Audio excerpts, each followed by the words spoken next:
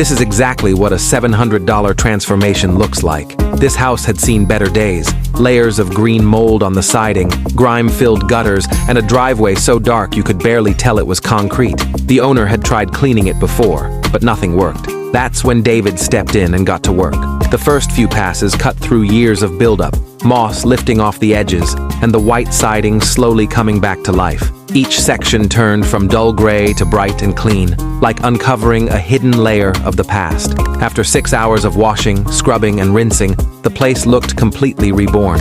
The driveway gleamed, the walls shined, and the homeowner couldn't believe the difference. Sometimes all it takes is a little effort and water pressure to bring life back to forgotten walls. So if you think that transformation was worth it, drop a like.